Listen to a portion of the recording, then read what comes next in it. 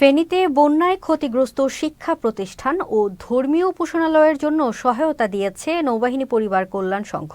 রোববার ফেনী সদর উপজেলার মরহুম খায়রুল আনোয়ার পেয়ারো জিমনেসিয়ামের বা নৌজা ঈশা খান ঘাটির অধিনায়ক কমডোর মোস্তফা জিলুর রহিম খান এসব সামগ্রী বিতরণ করেন।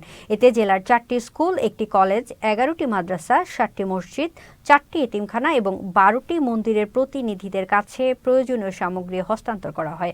এ সময় জেলা প্রশাসক মোহাম্মদ সাইফুল ইসলাম, পুলিশ সুপার মোহাম্মদ হাবিবুর রহমান ও অতিরিক্ত জেলা প্রশাসক অভিষেক দাস সহ নৌবাহিনীর বিভিন্ন পর্যায়ের কর্মকর্তারা উপস্থিত ছিলেন।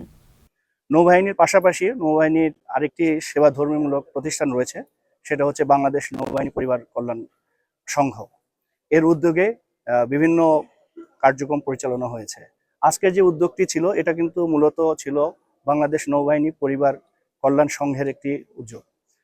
এই বন্যায় যে সমস্ত এলাকায় বিভিন্ন শিক্ষা প্রতিষ্ঠান, মসজিদ, মন্দির এবং অন্যান্য অবকাঠামো বিপুলভাবে ক্ষতিগ্রস্ত হয়েছে, সেই সমস্ত ক্ষতিগ্রস্ত মসজিদ, মন্দির, মাদ্রাসা, দেন অন্যান্য অবকাঠামো, সেই সমস্ত প্রতিষ্ঠানগুলোর সংস্কার কার্যক্রমের অংশ হিসাবে এই প্রতিষ্ঠানটি, অর্থাৎ বাংলাদেশ নৌবাহিনী পরিবার কল্যাণ সংঘ যেটি রয়েছে, সেটি এই সেবামূলক কার্যক্রমটি পরিচালনা করলো।